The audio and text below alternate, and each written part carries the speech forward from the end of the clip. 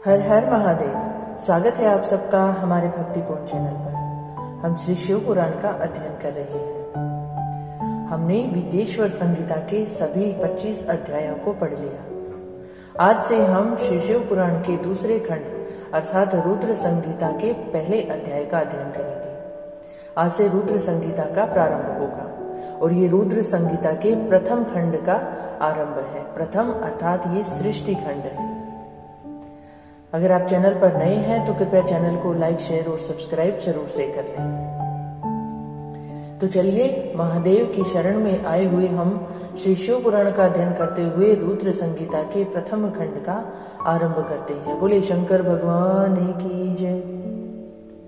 प्रथम खंड का प्रथम अध्याय है ऋषियों के प्रश्न के उत्तर में नारद ब्रह्म संवाद की अवतारणा करते हुए सूत जी का उन्हें नारद मोह का प्रसंग सुनाना। काम विजय के गर्व से युक्त हुए नारद का शिव, ब्रह्मा तथा विष्णु के पास जाकर अपने तप का प्रभाव बताना।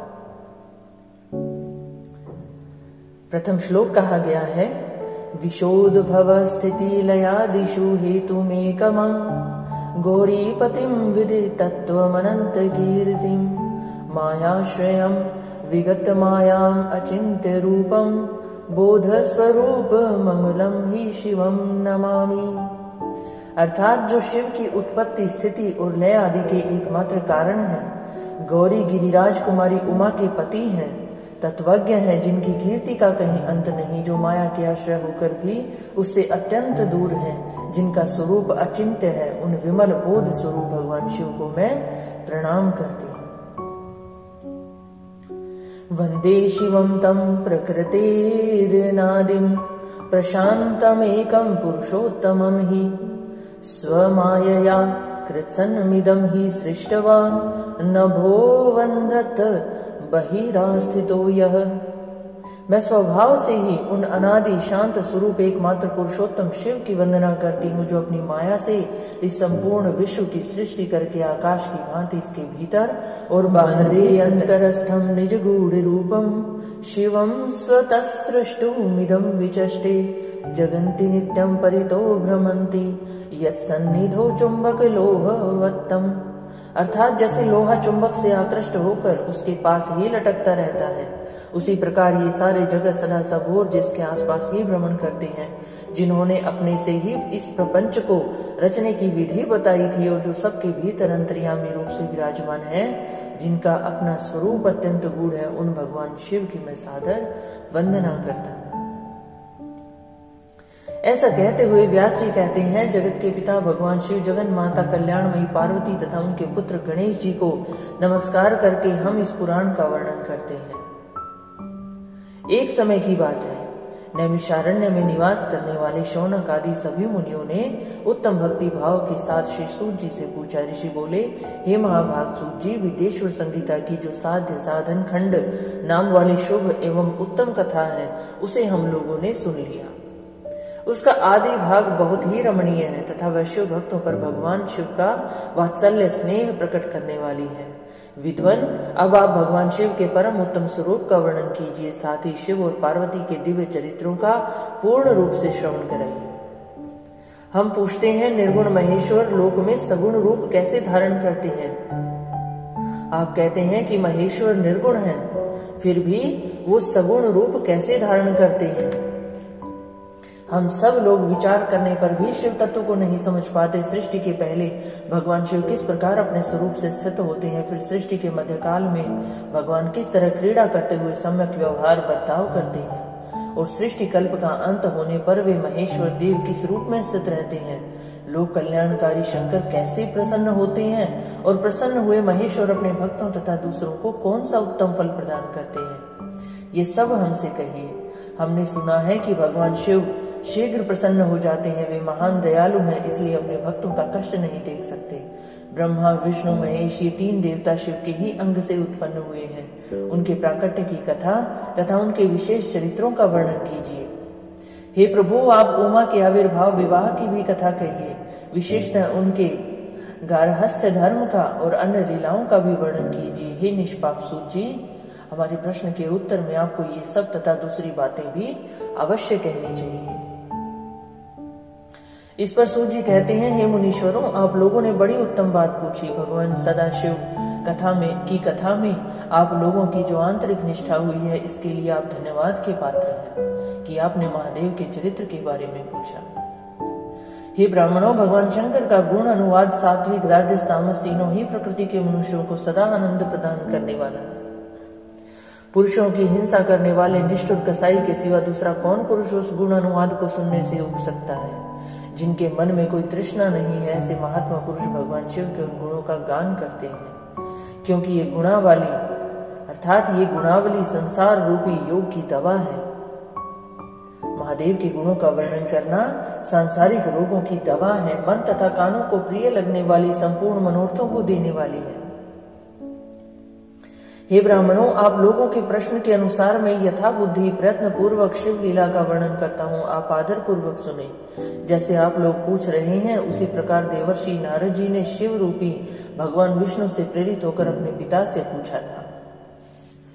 अपने पुत्र नारद का प्रश्न सुनकर शिव भक्त ब्रह्मा जी का चित्त अत्यंत प्रसन्न हो गया और वे उन मुनि शिरोमणि को हर्ष प्रदान करते हुए प्रेम पूर्वक भगवान शिव के यश का गान करने लगे। एक समय की बात है, मुनि शिरोमणि विप्रवर नारद जी, जो ब्रह्मा जी के पुत्र हैं, विनीत चित्त हो तपस्या में मन लगाया। हिमालय पर्वत में कोई एक गुफा थी जो बड़ी शोभा से संपन्न दिखाई देती थी और उसके निकट देव नदी गंगा निरंतर वेग पूर्वक बहती थी। वहां एक महान दिव्य आश्रम था जो नाना प्रकार की शोभा से सुशोभित था। दिव्यदर्शी नारद जी तपस्या करने के लिए उस आश्रम में गए। उस गुफा को देखकर मुनिवर नारद जी बड़े प्रसन्न हुए और सुदीर्घ काल तक वहां तपस्या करते रहे। उनका अंतःकरण शुद्ध था और वे दृढ़ता पूर्वक आसन बांधकर मौन हो प्राणायाम पूर्वक समाधि में स्थित हो गए। हे ब्राह्मणों, उन्होंने वह समाधि लगाई जिसमें ब्रह्म का साक्षात्कार कराने वाला अहम ब्रह्मास्मि अर्थात मैं ही ब्रह्म हूं, ये विज्ञान प्रकट होता है। ऐसी समाधि नारद जी ने लगाई।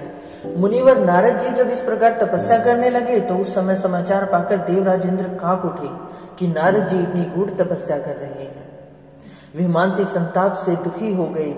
ये नारद मुनि मेरा राज्य लेना चाहते हैं। मन ही मन ऐसा सोचकर इंद्र उनकी तपस्या में विघ्न डालने के लिए प्रयत्न करने की इच्छा करने लगे कि कहीं नारद जी तपस्या से उनका आसन न मांग ले। ऐसा सोचकर उनकी तपस्या में विघ्न डालने के उपाय करने लगे। उस समय देवराज ने अपने मन से कामदेव का स्मरण किया। स्मरण करते ही कामदेव आ गए।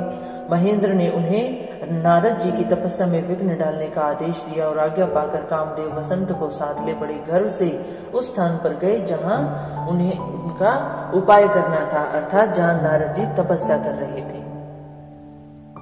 उन्होंने शीघ्र ही वहां अपनी सारी कलाएं रच डाली। वसंत ने भी मदमत्त होकर अपना प्रभाव अनेक प्रकार से प्रकट किया। हे मुनिवरों, कामदेव वसंत के अथक प्रयत्न करने पर भी नारद मुनि के चित्र में विकार उत्पन्न नहीं हुआ और वे अपनी तपस्या में लीन रहे। महादेव जी के अनुग्रह से उन दोनों का गर्व चूर्ण हो गया। शौनक आदि महर्षियों, ऐसा होने में जो कारण था उसे आदर पूर्वक सुनो कि ऐसा क्यों हुआ। महादेव जी की कृपा से ही नारद मुनि पर कामदेव का कोई प्रभाव नहीं पड़ा। पहले उसी आश्रम में कामशत्रु भगवान शिव ने उत्तम तपस्या की थी और वहीं उन्होंने मुनियों की तपस्या का नाश करने वाले कामदेव को शीघ्र ही भस्म कर डाला था। उस समय रति ने कामदेव को पुनः जीवित करने के लिए देवताओं से प्रार्थना की थी और तब देवताओं ने समस्त लोगों का कल्याण करने वाले भगवान शंकर से प्रार्थना की। देवताओं की प्रार्थना करने पर वे बोले, हे देवताओं, कुछ समय व्यतीत होने के बाद कामदेव तो जीवित हो जाएंगे, परंतु यहाँ उनका कोई उपाय नहीं चल सकेगा। ये जो स्थान है, यहाँ कामदेव की कोई लीला असर नहीं करेगी।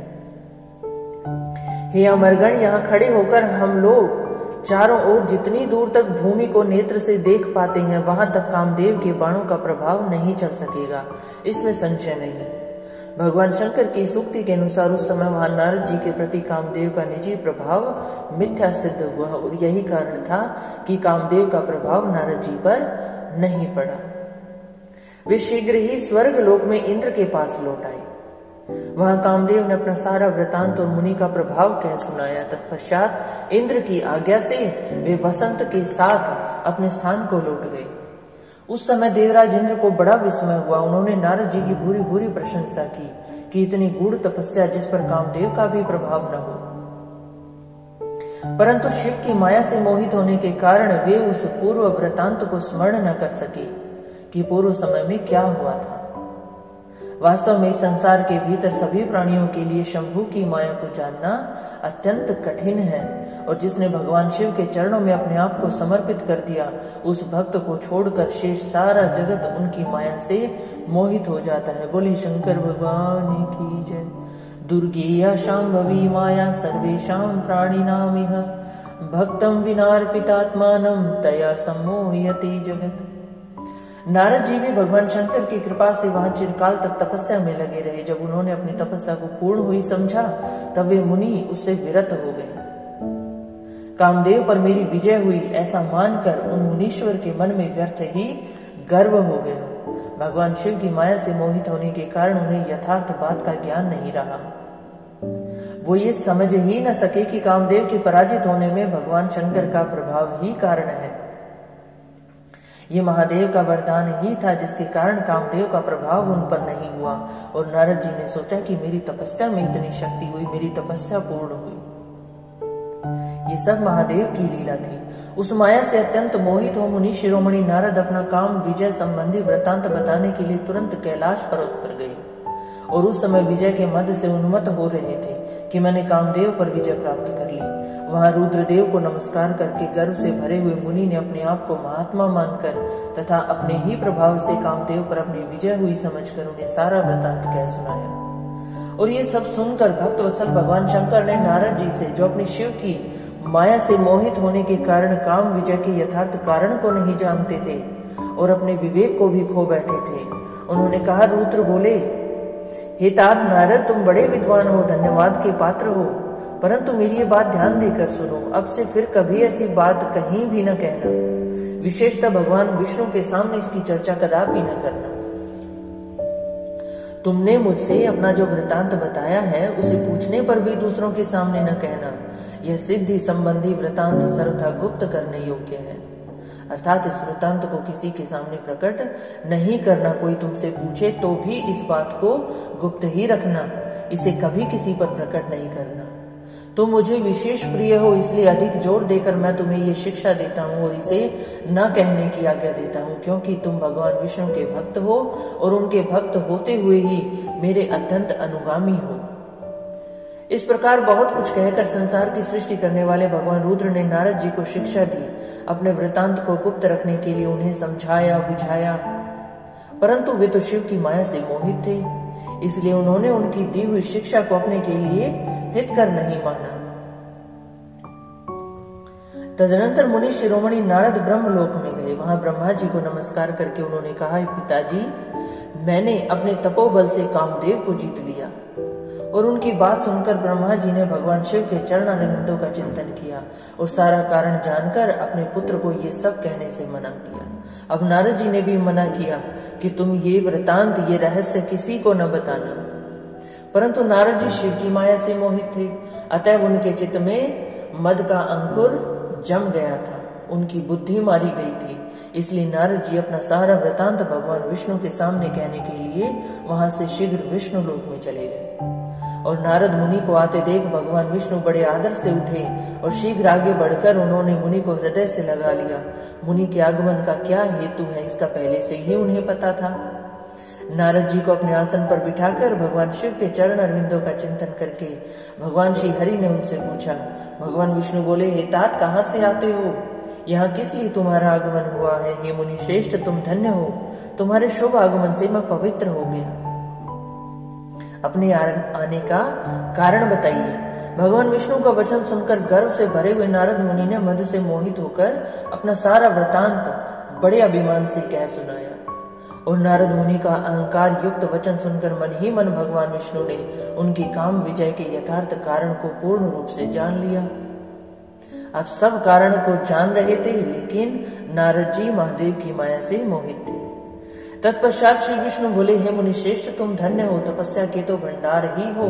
तुम्हारा हृदय भी बड़ा उदार है मुने, जिसके भीतर भक्ति ज्ञान वैराग्य नहीं होते, उसी के मन में समस्त दुखों को देने वाले काम मोह आदि विकार शीघ्र उत्पन्न होते हैं। तुम तो नैष्ठिक ब्रह्मचारी हो और सदा ज्ञान वैराग्य से युक्त रहते हो, फिर तुम में काम विकार कैसे आ सकता है?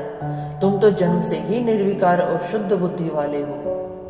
अब श्री हरि की कही हुई ऐसी बहुत सी बातें सुनकर मुनि शिरोमणि नारद जोर जोर से हंसने लगे और मन ही मन भगवान को प्रणाम करके बोले। नारद जी ने कहा, हे स्वामिन, जब मुझ पर आपकी कृपा है तब बेचारा कामदेव अपना प्रभाव कैसे दिखा सकता है?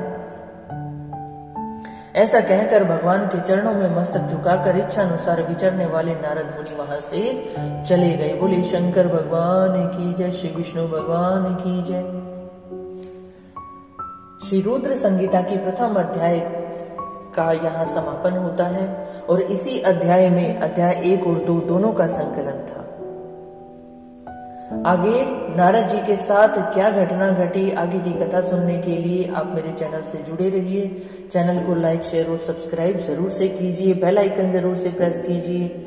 महादेव की कृपा सब पर बनी रहे, सबकी मनोकामनाएं पूर्ण करें। इसी भावना के साथ हर हर महादेव।